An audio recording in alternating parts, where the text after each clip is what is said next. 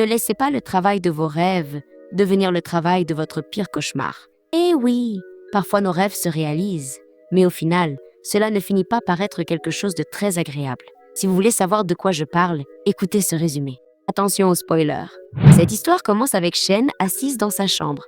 Là, elle vérifie un message sur sa boîte mail qui dit qu'elle n'a pas réussi le test de talent, ce qui la rend un petit peu triste. Mais à l'aube, avec beaucoup d'optimisme, elle se dirige vers un autre studio pour parler directement avec les agents de la télévision et essayer de se faire une place dans le monde du spectacle. Et là, dans l'un des bureaux de la chaîne, les directeurs Yu et Lian reçoivent Shen et lui demandent de se présenter.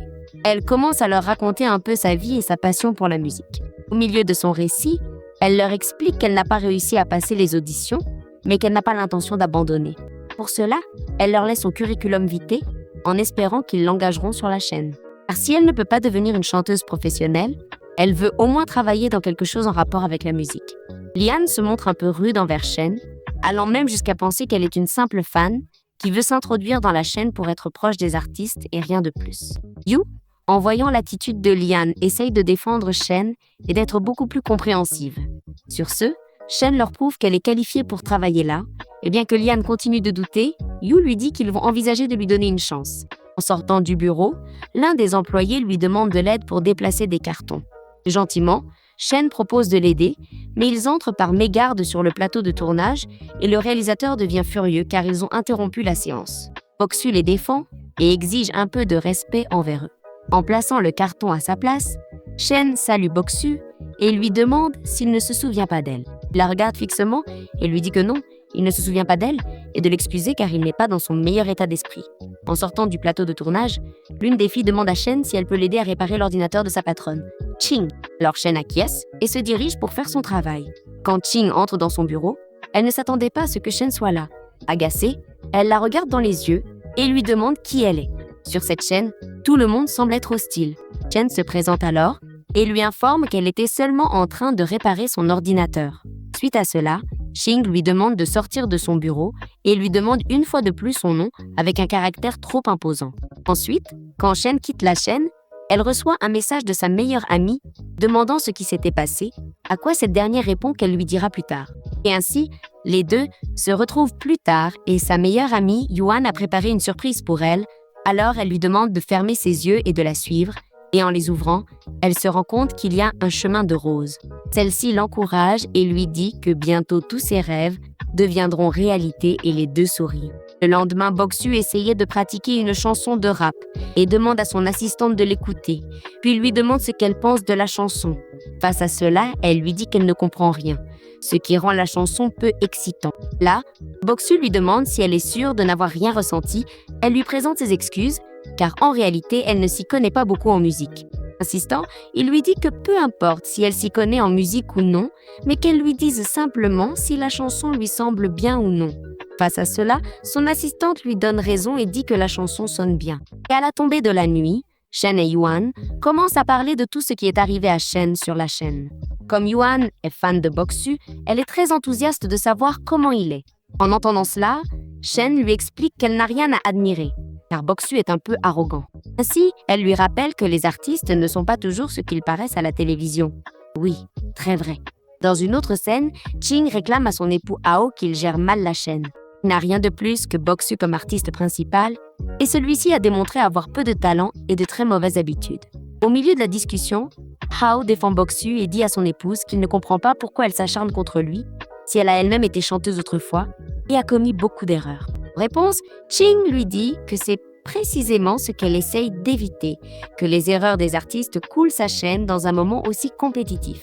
Une semaine plus tard, Ching appelle Shen pour qu'elle commence à travailler là-bas. Alors, très enthousiaste, Shen court annoncer la nouvelle à Yuan et se prépare pour son premier jour de travail. Une fois là-bas sur la chaîne, elle entre dans le bureau du directeur Lian. Celui-ci, curieux, la regarde et lui demande ce qui l'amène à nouveau ici. Aussitôt, Shen lui explique que Ching l'a embauché et qu'aujourd'hui est son premier jour.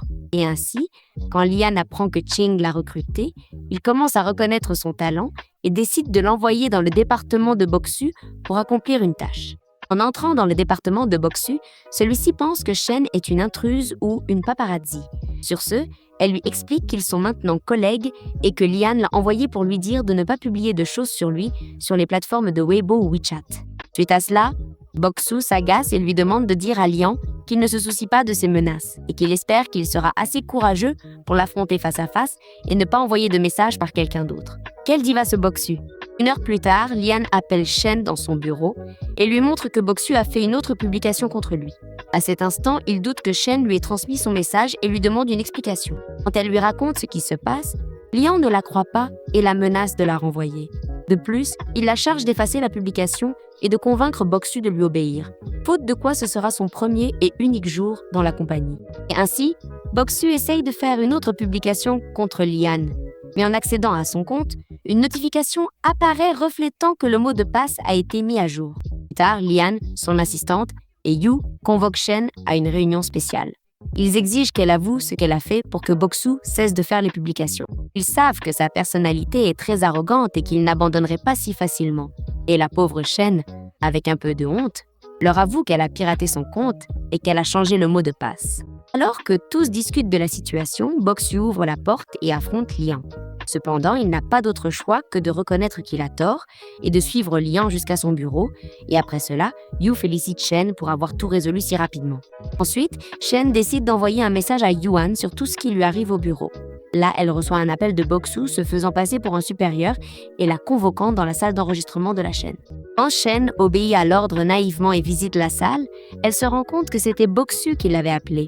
Dans la salle, Boksu, très agacée, demande à Shen si c'est elle qui a piraté son compte. Face à cela, elle, un petit peu nerveuse, lui explique qu'elle s'est sentie pressée par ses chefs, car ils l'avaient menacée de la renvoyer et qu'elle n'avait pas trouvé de meilleure idée que de pirater son compte pour éviter de quitter la compagnie. Suite à cela, elle lui précise qu'en 3 mois, il pourra récupérer son mot de passe et continuer à utiliser son compte sans avoir besoin de publier des choses contre Lian. Ainsi, toute mignonne dans un esprit d'amour et de paix, mais Boksu, avant de sortir de la salle, lui dit qu'il va tout faire en son pouvoir pour qu'elle soit renvoyée et qu'elle ne puisse plus jamais travailler dans l'industrie. Cependant, Shen prend le courage de l'affronter et lui précise qu'il doit apprendre à se défendre comme un homme au lieu de publier des idées idiotes sur son compte. Pour couronner le tout, il lui rappelle qu'elle n'a rien à voir avec ses problèmes avec Lian. Là, Shen se rend compte qu'il crie sur Boksu. Il essaye de se calmer et lui suggère de se mettre à sa place. Elle n'a rien contre lui, mais il est nécessaire qu'elle garde son travail. Et changer le mot de passe était la seule solution possible. De plus, elle tente de lui faire savoir que le monde ne tourne pas autour de lui et que la compagnie peut aussi être lésée par ses comportements. Au final, si la compagnie sombre, sa carrière aussi. À midi, Boksu se réunit avec son père. Celui-ci le salue avec beaucoup d'affection et l'interroge sur ses projets musicaux, alors ce dernier commence à lui raconter comment tout avance. Suite à cela, son père commence à lui montrer qu'il est temps qu'il abandonne la musique et qu'il suive les affaires familiales qu'il a montées. En entendant cela, Boksu lui rappelle qu'il ne s'intéresse ni à l'argent ni au pouvoir, il veut plutôt faire de la musique et voyager à travers le monde. Il lui explique qu'il a travaillé très dur pour ses rêves pour abandonner juste maintenant. En voyant que son père ne comprend pas sa position, Boksu évite de poursuivre la dispute car il sait bien que son père a de la tension artérielle et que la situation n'est pas très saine pour lui. De retour dans son appartement, Boksu commence à se souvenir de la conversation avec son père et de toutes les choses qu'il a accomplies grâce à sa carrière. Bien qu'il sache très bien où il veut arriver, au fond, il se soucie de décevoir ou non son père. À l'aube, alors que Shen est à son bureau, elle commence à prendre quelques photographies. Sa superviseure se rend compte qu'elle n'est pas occupée, alors elle l'envoie chercher une commande à l'étage du dessous. Là, elle prend une photo de plus et la publie. Quelques minutes plus tard, Hao monte dans l'ascenseur avec Rang, une investisseuse, et les employés commencent à se rendre compte qu'ils vont ensemble au bureau. Elle essaye de flirter avec Hao, mais il garde son sang-froid. Dans le bureau de Hao, elle commence à le pousser à investir davantage dans l'entreprise. Elle lui suggère de demander au père de Boksu d'investir, car il a tellement d'argent qu'il n'y a aucune raison pour qu'il dise non. Face à cela, Hao lui explique qu'ils ne sont pas très bien financièrement, mais qu'ils n'ont pas besoin de l'investissement du père de Boksu. Ensuite, l'investisseuse commence à parler chiffres avec Hao. Elle insiste pour qu'il cherche des investisseurs rapidement, sinon ils vont couler. Après cela, Hao lui demande d'investir, car ses affaires marchent très bien, ce qu'elle accepte seulement à une condition qu'il ait une aventure avec elle. Quelle offre incroyable! Suite à la tombée de la nuit, Boksu commence à enregistrer une chanson. Comme ce n'est pas le style qu'il aime, l'équipe s'en rend compte et exige qu'il le fasse avec plus d'émotion. De plus, il lui demande de ne pas oublier les paroles de la chanson et d'améliorer aussi sa respiration. En entendant tout cela, Boksu leur dit qu'il fait de son mieux et que ce n'est pas lui qui choisit comment chanter. Là, il leur montre comment il le ferait à son propre style et utilise une version rap pour le démontrer. Bien qu'ils aiment cela, ils exigent qu'il recommence à chanter comme au début. De retour au bureau de Hao, Ching arrive pour lui reprocher que Ran flirtait avec lui.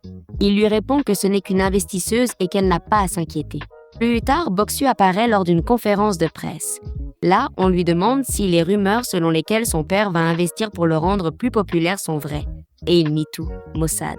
Ensuite, on lui demande s'il y a quelqu'un derrière qui le maintient à la première place, ce à quoi Boksu ne peut répondre.